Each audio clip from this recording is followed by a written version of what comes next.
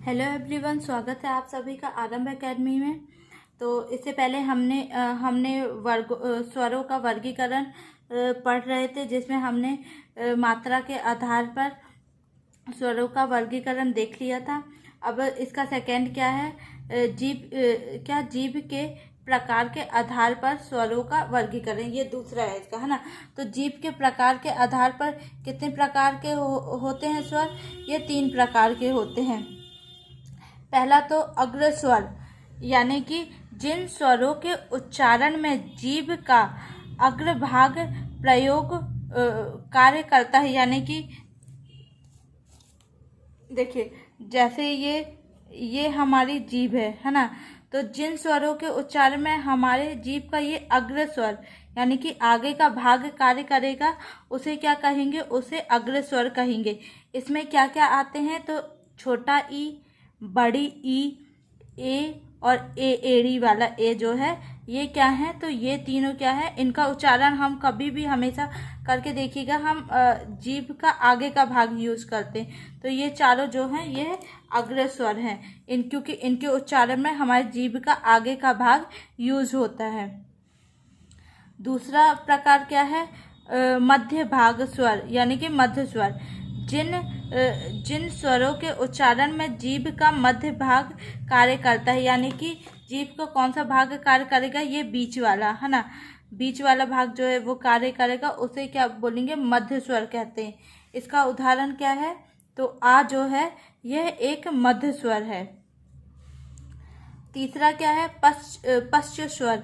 जिन स्वरों के उच्चारण में जीभ का पश्च भाग कार्य करता है, यानी कि जिन स्वरों के उच्चारण में जीभ का जो पीछे का भाग है, ये पीछे वाला, आगे का नहीं, पीछे वाला भाग जो कार्य करता है, उसे क्या कहते हैं? उसे पश्च स्वर कहते हैं। अब इसमें क्या क्या आते हैं? इसमें बड़ा आ, छोटा ऊ, बड़ा ऊ, ओ और औ, ये जो पांचों हैं ये किस में आते हैं? तो ये पश्च स्वर में आते हैं, क्योंकि इनके उच्चारण में हमारी जीभ का पीछे का भाग कार्य करता है। अब तीसरा हमने जीभ के आधार पर देख लिया, मात्रा के आधार पर स्वरों का वर्गीकरण देख लिया। अब इसका तीसरा प्रकार क्या है? तो मुख्य द्वार या मुख्य विवर। देखो, मुख्य द्वार को क्या कहते हैं? उसे विवर भी कहते हैं, कि खुलने के आधार पर, यानी कि मुंह के खुलने के आधार पर अब हम स्वरों का वर्गीकरण देखेंगे। सबसे पहला तो विव्रत, ओपन, है ना। विव्रत पहला प्रकार क्या है? विव्रत, ओपन। जिन स्वरों के उच्चारण में मुख द्वार, यानी कि जो मुंह का द्वार है, यानी कि जो हमारा मुंह है पूरा खुलता है, उसे क्या कहते हैं? तो उसे विव्रत स्वर कहते हैं। इसका उदाहरण क्या है? आ।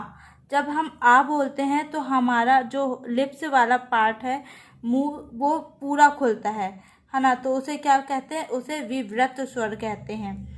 दूसरा अर्धविव्रत, यानी कि जिन स्वरों के उच्चारण में मुख द्वार, यानी कि जो हमारा मुंह है वह कितना खुलता है? आधा खुलता है, तो उसे क्या कहते हैं? उसे अर्धविव्रत या अर्धविव्रत कहते हैं। सॉरी, इसमें जो हमने विव्रत का देखा था, जिन स्वरों के उच्चारण में मुख द्वार पूरा खुलता है, तो उसका उदाहरण छोटा आ नहीं, उसका उदाहरण क्या होगा? उसका उदाहरण बड़ा आ होगा। देखिए, अर्धविव्रत जो है उसमें क्या पढ़ा था? जिसमें मुंह का आधा भाग खुलता है। तो जब हम छोटा आ, ए, ओ और औ बोलते हैं, तो उसमें हमारे मुंह का आधा भाग खुलता है, यानी कि आधा भाग ओपन होता है ना। अब इसके आगे क्या है? संव्रत, यानी कि क्लोज। जिन स्वरों के उच्चारण में मुख द्वार लगभग बंद रहता है ना, उसे क्या कहते हैं? उसे संव्रत स्वर कहते हैं। अब जब हम ई, बड़ी ई, ऊ और बड़ा ऊ बोलते हैं, तो उस टाइम हमारे मुंह का लगभग जो मुंह जो होता है वो लगभग बंद ही होता है ना। तो छोटी ई, बड़ी ई, ऊ और बड़ा ऊ जो है ये संवृत स्वर का उदाहरण है। अब इसके आगे क्या है? इसके आगे अर्ध संवृत, है ना। अर्ध संवृत यानी कि हाफ क्लोज। जिन स्वरों के उच्चारण में मुख द्वार आधा बंद रहता है ना। तो किस मतलब जिन स्वरों के उच्चारण में हमारा मुंह आधा बंद रहेगा, जैसे ए और ओ, इसमें हमारा आधा मुंह बंद रहता है, तो यह किसका उदाहरण है? तो यह अर्ध संवृत स्वर का उदाहरण है। अब चौथा प्रकार क्या है? तो ओठों या ओष्ठ की स्थिति के आधार पर स्वर को चौथा किसके आधार पर हम विभाजित करते हैं? तो ओठों या ओष्ठ की स्थिति के आधार पर हम विभाजित करते हैं स्वर को, है ना। तो ये कितने प्रकार के होते हैं? ये 2 प्रकार के होते हैं। पहला तो आवृत मुखी आगोलाकार, जिन स्वरों के उच्चारण में ओष्ठ यानी कि होठ वृत्तमुखी या गोल आकार नहीं होता है। देखिए क्या बोल रहा है कि जिन स्वरों के उच्चारण में हमारा मुंह जो है वह गोल आकार का नहीं होता है ना, उसे क्या आवृत्तमुखी या अगोल आकार कहा जाता है। जैसे आ ई ए और ओ जो है, इनके उच्चारण में हमारा मुंह जो है वह गोल आकार का नहीं होता है। ये किसके उदाहरण? ये आवृत्तमुखी या अगोलाकार स्वर के उदाहरण है। वृत्तमुखी या गोलाकार यानी कि जिन स्वरों के उच्चारण में ओठ वृत्तमुखी गोलाकार होते हैं, यानी कि जिन स्वरों के उच्चारण में हमारा मुंह जो है वह गोल आकार का हो जाता है, उन्हें वृत्तमुखी या गोल आकार कहते हैं। इनके उदाहरण क्या है? ऊ, छोटा ऊ, ओ, यानी कि जब हम इन वर्णों का उच्चारण करते हैं तो हमारे मुंह का आकार कैसा हो जाता है? गोल हो जाता है ना। देखिए स्वरों का 5वां प्रकार क्या है? अब हवा के नाक वह मुंह से निकलने के आधार पर स्वर का 5वां वर्गीकरण है, हवा या नाक या मुंह से निकलने के आधार पर, है ना।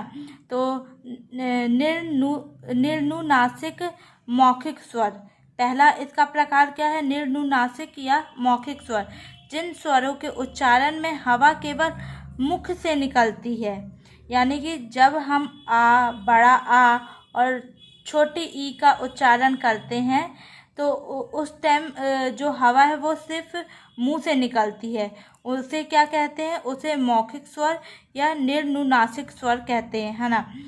इसके उदाहरण छोटा, बड़ा और ई हैं। देखिए अगर बोलते हैं तो केवल हमारे मुंह से हवा निकल रही है। सांस बोल रहे हैं तो केवल हमारे मुंह से हवा निकल रही। सिलाई बोल रहे हैं तो केवल मुंह से हवा निकल रही है, नाक से हवा नहीं निकल रही है ना। चलिए, और दूसरा इसका प्रकार है अनुनासिक स्वर, जिन स्वरों के उच्चारण में हवा मुख के साथ साथ नाक से भी निकलती है। देखिए अभी हमने निर्नुनासिक में क्या पढ़ा? उसमें केवल मुंह से हवा निकल रही थी। आ, बड़ा, ई का उच्चारण जब हम कर रहे थे तो हवा केवल हमारे मुख से निकल रही थी। लेकिन अनुनासिक स्वर क्या होते? जिनके उच्चारण में नाक और मुंह दोनों से हवा निकलती है। तो आ और ई जो जिसमें चंद्र बिंदी लगी रहती, इनका उच्चारण हम करते हैं तो हमारे नाक और मुंह दोनों से हवा निकलती है। तो जैसे ये आ जाएंगे तो ये किसके उदाहरण है? ये अनुनासिक स्वर के उदाहरण हैं। आप लोगों को इनके उदाहरण याद रखना बहुत ज़रूरी है। ये आपको आ ई ये ही दे सकता है और पूछ सकता है ये किसका उदाहरण है। ऑप्शन में आपको अनुनासिक दे दे, मौखिक स्वर दे दे, अनुनासिक स्वर दे दे, है ना। तो आप इनके उदाहरण अच्छे से याद करिएगा। तो चलिए आज का लेक्चर यहीं समाप्त करते हैं। अगले लेक्चर में हम व्यंजन से स्टार्ट करेंगे।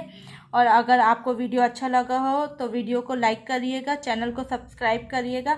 हम मतलब इस चैनल में पूरी हिंदी हम कंप्लीट करेंगे, जो आपके एमपी पटवारी, एसआई और एमपीपीएससी जितने भी प्रतियोगी परीक्षाओं में हिंदी पूछी जाती है सबके लिए महत्वपूर्ण होगी। तो चलिए आज का लेक्चर यहीं समाप्त करते हैं।